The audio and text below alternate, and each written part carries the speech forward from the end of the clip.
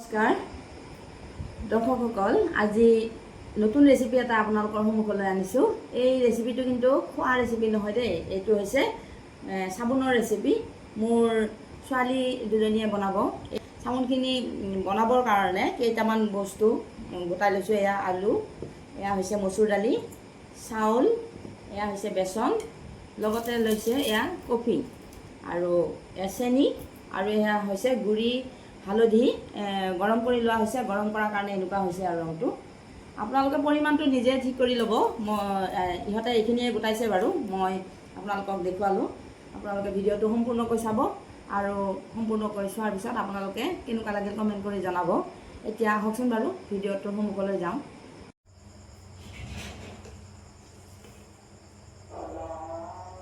ইয়াত হালধি দিছোঁ আৰু হালধিখিনি অলপ গৰম কৰি যেতিয়ালৈকে ক'লা নহয় তেতিয়ালৈকে আমি ৰোষ্ট কৰি থাকিম।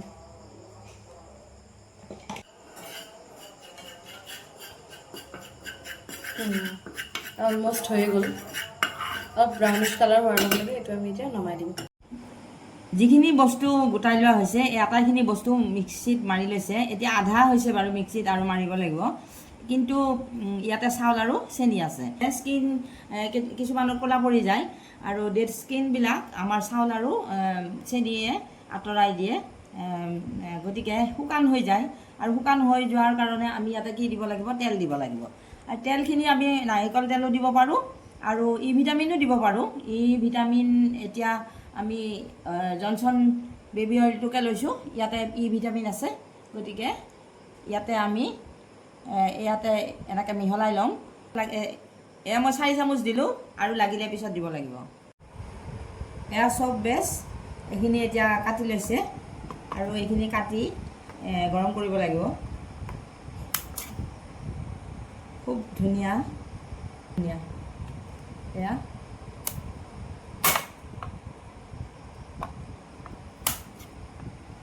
আটাইখিনি কাটি ল'ব, আৰু এইখিনি গৰম কৰিব লাগিব।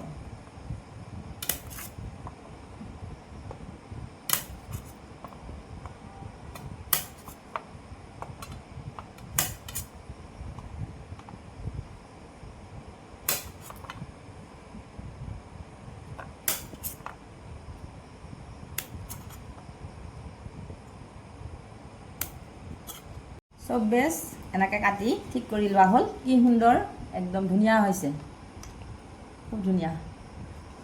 এনেকৈ কাটি ল'লে এতিয়া আৰম্ভ হ'ব আৰু চাবোন বনোৱা। আটাইখিনি মিহলাই লোৱাৰ পিছত বইল কৰা হ'ল, আৰু এতিয়া এই বইল কৰাখিনি ইয়াতে আমি ঢালি ল'ম।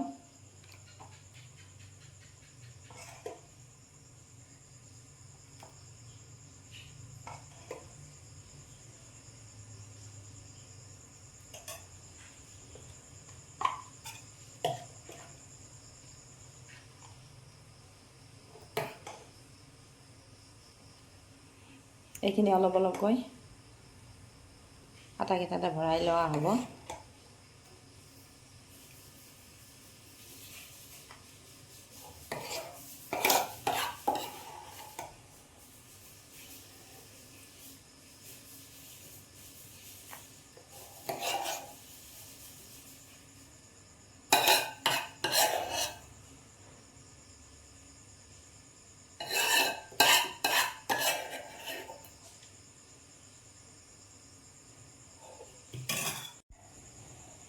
এইকেইটাতে হৈ গ'ল, আৰু আটাইখিনি ঠাণ্ডা হ'ব লাগিব।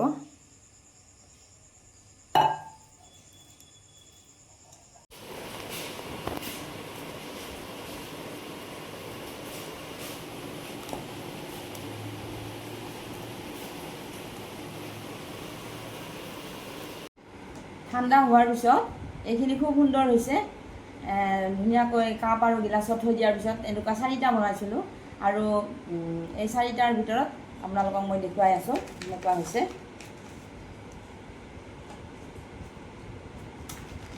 এইটো অকণমান এনেকৈ লৰাই দিছোঁ।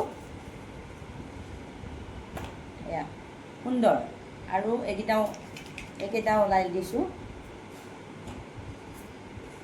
এনেকৈ আপোনালোকে বনাই ল'ব পাৰে, আৰু পৰিমাণটো আপোনালোকৰ নিজৰ লগত কথা।